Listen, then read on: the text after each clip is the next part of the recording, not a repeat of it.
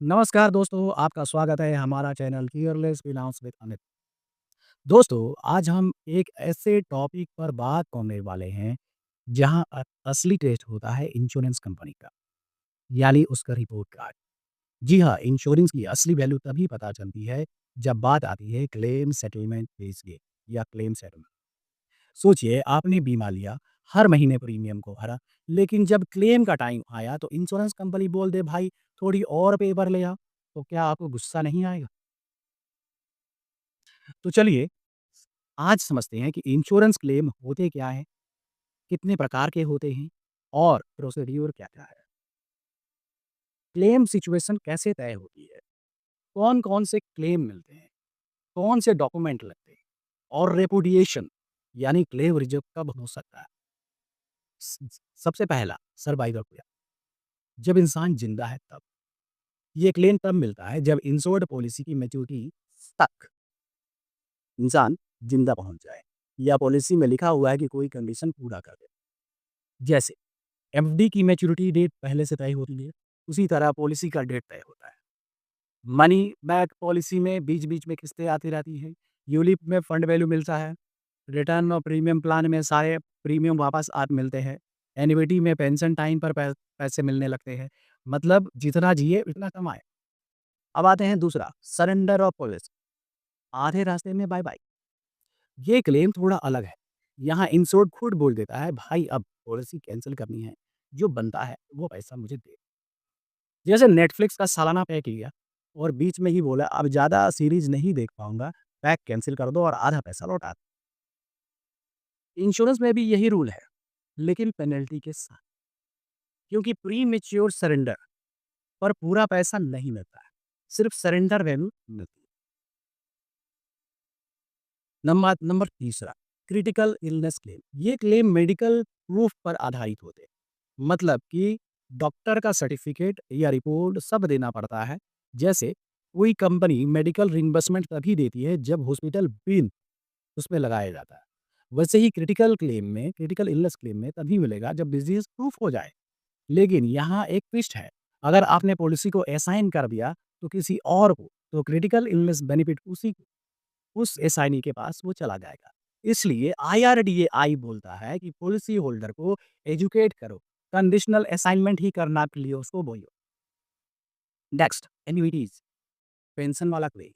Pension plan में insured को बार-बार प्रूफ देना होता है कि भाई मैं अभी जिंदा हूं। इस प्रूफ को बोलते हैं लाइफ सर्टिफिकेट।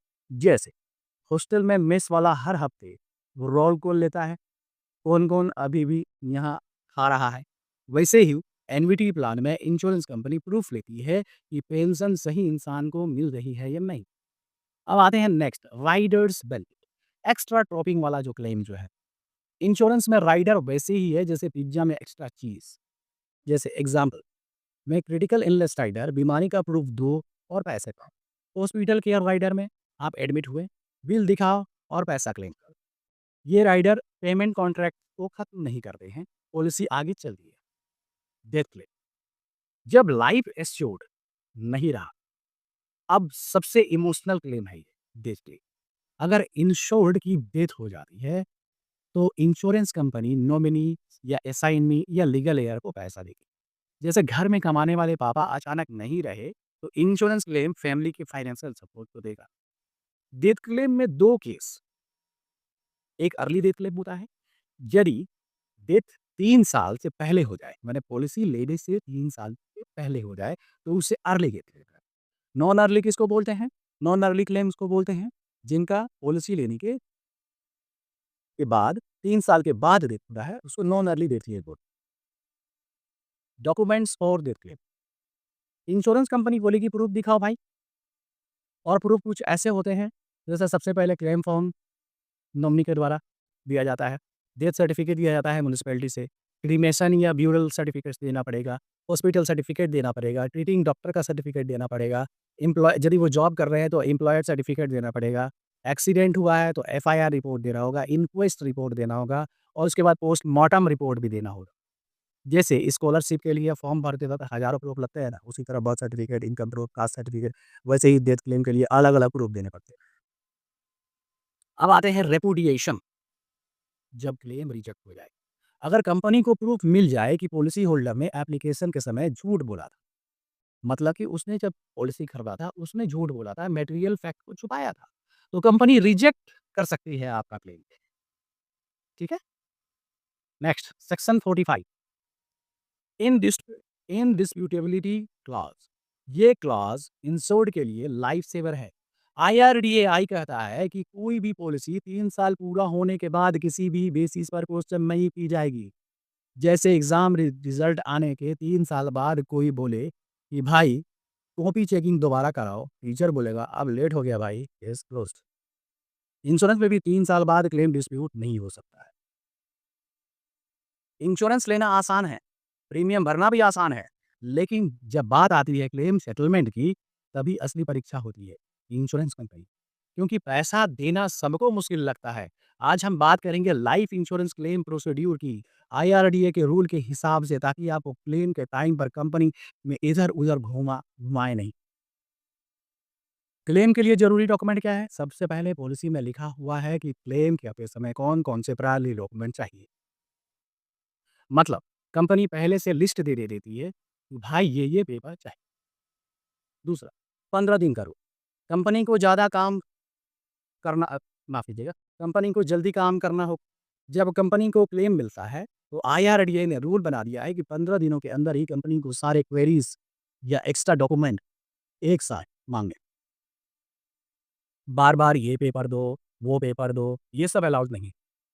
नंबर तीसरा, नेक्स्ट 30 दिन का डेथ क्लेम सेटलमेंट। जब सारे पेपर मिल जाते हैं तो कंपनी के पास 30 दिन होते हैं कि वो क्लेम को या तो पे करे या तो रिजेक्ट करे या रेपुडिएट करे, मगर वो रीज़न बता करके करे। ठीक है? यदि इन्वेस्टिगेशन होता है, तो इन्वेस्टिगेशन वाली कंडीशन में अगर कंपनी को लगता है कि क्लेम थोड़ा डाउटफुल है, तो इन्वेस्टिगेशन करनी पड़ेगी, लेकिन ये इन्वेस्टिगेशन 90 दिनों से ज़्यादा नहीं चल सकता है और इन्वेस्टिगेशन पूरी होने के 30 दिन बाद क्लेम का सेटलमेंट करना पड़ेगा। ठीक है? अब आते हैं नेक्स्ट पॉइंट, आइडेंटिफिकेशन प्रॉब्लम। पैसा रुका तो इंटरेस्ट मिलेगा। कभी-कभी क्लेम रेडी होता है लेकिन नॉमिनी की पहचान में प्रॉब्लम आ जाती है। ये सभी बेनिफिशियरीज़ हैं, फिर भी या नहीं। ऐसे केस में कंपनी पैसा होल्ड करेगी, लेकिन वो पैसा सेविंग बैंक इंटरेस्ट रेट के इंटरेस्ट ही कमाएगा। इंटरेस्ट माफ़ कीजिएगा, इंटरेस्ट गिनना 30 दिन के बाद शुरू होता है, जब सारे पेपर सबमिट हो चुके थे। नेक्स्ट पे नेक्स्ट पॉइंट मार लीजिए। डिले हुआ तो एक्स्ट्रा इंटरेस्ट मिलेगा। अगर कंपनी खुद की गलती से डिले करती है तो नॉमिनी को क्लेम अमाउंट पर बैंक रेट्स पर +2 इंटरेस्ट, उसको एक्स्ट्रा इंटरेस्ट मिलेगा। ठीक है? इसमें एजेंट का क्या रोल होता है, ये सबसे इंपॉर्टेंट है, ये असली मददगार होते हैं। अब सबसे इंटरेस्टिंग पॉइंट ये है कि एजेंट का काम सिर्फ पॉलिसी बेचना नहीं होता है, बल्कि क्लेम के टाइम पर फैमिली की हेल्प करना भी होता है। एजेंट नॉमिनी को क्लेम फॉर्म भरेगा, ठीक है? डॉक्यूमेंट सबमिट करने में, ऑफ़िस का काम को प्रोसेस करने में वो हेल्प करता है। ऐसा करने से फैमिली खुश होती है और फ्यूचर में एजेंट को और क्लाइंट या रेफरल मिलने की आशा होती है। यानी एजेंट अगर क्लेम प्रोसेस में अच्छा सपोर्ट करे, तो वो फैमिली के लिए हीरो बन जाता है। तो अगली बार जब कोई आपको बोले कि इंश्योरेंस क्लेम मिलना मुश्किल है, तो आप कहिए मुश्किल नहीं भाई, रूल पता होना चाहिए। अगर ये वीडियो आपको हेल्पफुल और थोड़ा एंटरटेनिंग लगी, तो लाइक कर दीजिए, शेयर कर दीजिए और सब्सक्राइब करके इंश्योरेंस की स्क्रीन में टॉपर बन जाइए। धन्यवाद।